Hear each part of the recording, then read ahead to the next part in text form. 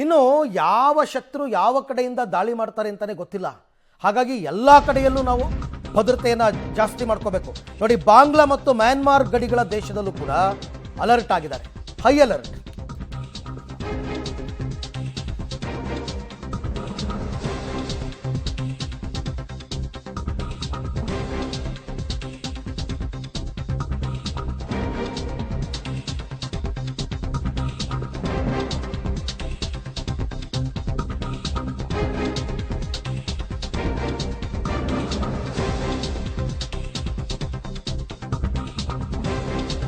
ಶತ್ರುವಿನ ವಿಚಾರದಲ್ಲಿ ಎಲ್ಲ ಕಡೆಯಲ್ಲೂ ಅಲರ್ಟ್ ಆಗಿರಬೇಕು.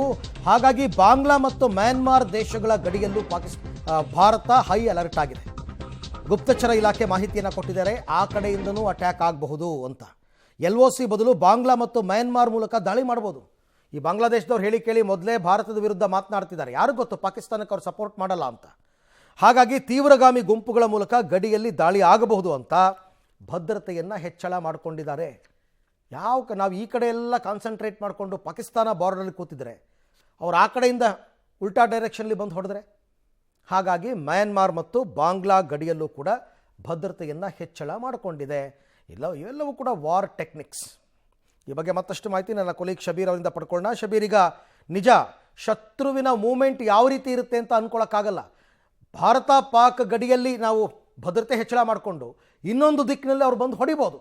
ಹಾಗಾಗಿ ಅದಕ್ಕೆ ತಯಾರಿಗಳು ಹೇಗಿದೆ ಅಂತ ಅರವಿಂದ್ ನೋಡಿ, ಈಗಾಗಲೇ ಪಾಕಿಸ್ತಾನ ಮತ್ತೆ ಭಾರತದ ನಡುವೆ ಯುದ್ಧದ ವಾತಾವರಣ ನಿರ್ಮಾಣ ಆಗಿದೆ. ಪಂಜಾಬ್ನ ಗಡಿಗಳಲ್ಲಿ ಟ್ಯಾಂಕರ್ಗಳನ್ನ, ಮಿಸೈಲ್ಗಳನ್ನ, ಕ್ಷಿಪಣಿಗಳನ್ನ ಎಲ್ಲವನ್ನು ಕೂಡ ಸನ್ನದ್ದುಗೊಳಿಸುವಂತ ಕೆಲಸಗಳು ಕೂಡ ಆಗ್ತಾ ಇದಾವೆ. ಯಾವುದೇ ಸಂದರ್ಭದಲ್ಲೂ ಕೂಡ ಮಹತ್ವದ ಬೆಳವಣಿಗೆಗಳಾಗುವಂತ ಸಾಧ್ಯತೆಗಳು ಕೂಡ ಇದಾವೆ.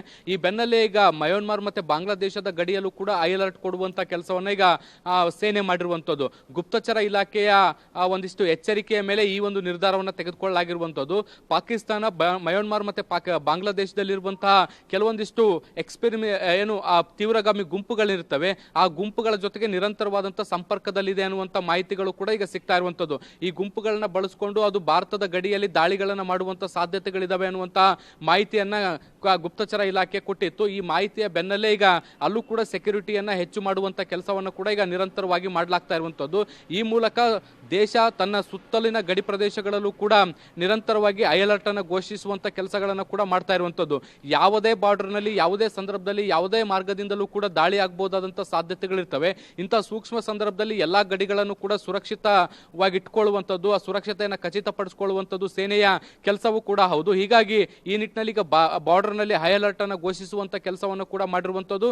ವಿಶೇಷವಾಗಿ ಬಾಂಗ್ಲಾ ಮತ್ತೆ ಮಯನ್ಮಾರ್ ನಲ್ಲಿ ಇನ್ನಷ್ಟು ಎಚ್ಚರಿಕೆ ವಹಿಸುವಂತ ಕೆಲಸಗಳು ಕೂಡ ಆಗ್ತಾ ಇದಾವೆ. ಅರವಿಂದ್.